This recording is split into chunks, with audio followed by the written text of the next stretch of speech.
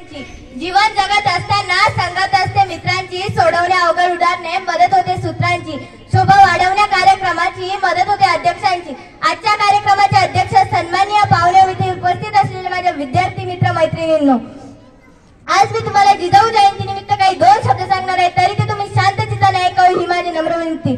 खरं तर महाराष्ट्र म्हणजे, अरे जिजाऊंच्या काळातील माळ म्हणजे महाराष्ट्र, सईचं कुंकवाने भरलेलं कपाळ म्हणजे महाराष्ट्र, जगद्गुरु तुकोबारायांच्या भजनातील टाळ होता तो महाराष्ट्र, कायम गरिबांचा जंजाळ होता तो महाराष्ट्र, छत्रपती शिवाजी महाराजांचा सुवर्ण काळ होता महाराष्ट्र, क्रांतिज्योती सावित्रीबाई फुले यांच्या शिक्षणातील आभाळ म्हणजे महाराष्ट्र, संभाजी महाराजांचं बलिदान म्हणजे महाराष्ट्र आणि तुमचा आमचा प्राण म्हणजे महाराष्ट्र। या महाराष्ट्राच्या मातीत आपला जन्म झाला।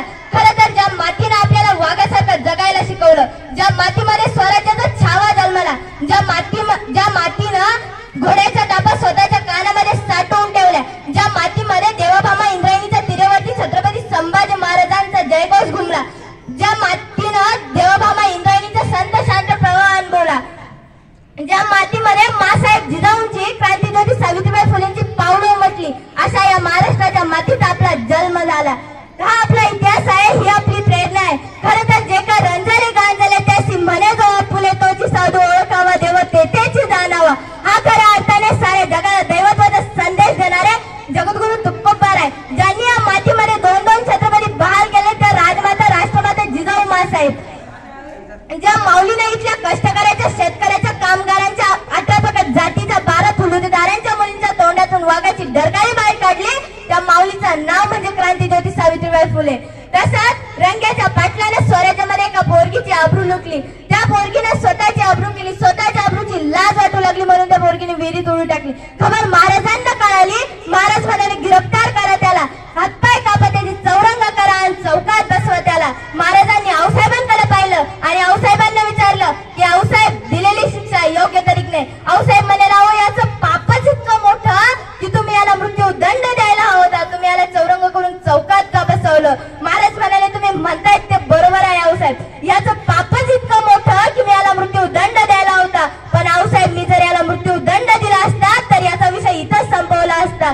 मी याला चौरंग करून चौकात एवढ्यासाठी बसवलं की राजा येणारी जाणारी लोक याला पाहतील आणि त्यांच्या लक्षात येईल की महाराष्ट्राच्या मातीमधल्या स्त्रीच्या पदराला हात लावणाऱ्याचा असा रंग्याचा पाटील केला जाईल। म्हणून ताईंना तुम्हाला सांगते, जर तुम्हाला कोणी हात लावला ना तर तुम्ही आई ग करता कामा नये, पण ज्याने तुम्हाला हात लावला त्याला त्याचा बापच आठवला पाहिजे, एवढं मात्र लक्षात ठेवा। अरे तलवारीपेक्षा तीक्ष्ण या नजरेची धार आहे, अरे तलवारीपेक्षा तीक्ष्ण या नजरेची धार आहे, महाराष्ट्राची वाघीण तू, भवानीचा वार आहे, भगवाची रक्षणी तू, स्वराज्याची मेक आहे, दुबळी समजू नको स्वतःला, तू जिजाऊंची लेक आहे, तू जिजाऊंची लेक आहे। खरं तर छत्रपती शिवाजी महाराजांचा महिलांच्या संदर्भाने खूप मोठा इतिहास आहे। छत्रपती शिवाजी महाराजांचा महिलांच्या संदर्भाने तुम्हाला सांगते, जगाच्या पाठीवरती असा एकमेव राजा होऊन गेला की ज्या राजाच्या दरबारामध्ये एकही नृत्यांगना एकदाही नाचलेली नाही, हा जगातला एकमेव राजा आहे। आमच्या छत्रपती शिवाजी महाराजांच्या आऊसाहेबांनी सांगितलं स्वराज्यातली प्रत्येक मायमाऊली ही आदराने जगली पाहिजे, आणि छत्रपती शिवाजी महाराजांनी सांगितलं स्वराज्यातली प्रत्येक मायमाऊली आपल्या घरातल्या मायमाऊली सारखी आहे। पण दादांनो, त्याच महाराष्ट्रातल्या त्याच मावळ्यांनी शिवजयंतीच्या शिवपुरावरती डॉल्बी डीजे लावायला चालू केली आणि डॉल्बी डीजेवरती गाणे लावायला चालू केली। एक शिला जवान झाली, पिंकी पैसेवाली झाली, मुन्नी बदनाम झाली, आमच्याच आई बहिणींची लत्तर आपण गावच्या वेशीवरती टांगायला चालू केली। बहिणींनो, मी एक कवयित्री या ठिकाणी म्हणते की वाईट वाटतं राजा जगात जगावं लागतं, की वाईट वाटतं राजा जगात जगावं लागतं, आपल्याच आबरूची लत्तर राजा आबरू राखण्यासाठी मागावं लागतं। राजा आया बहिणी कोणीच नाही इथं नाती, शासन करणाऱ्या तलवारीची इथं गंजून गेली पाती, इथं गंजून गेली पाती, आपला ते पोरगा दुसऱ्याचं कार्टा म्हणावं लागतं, वाईट वाटतं राजा जगात जगावं लागतं।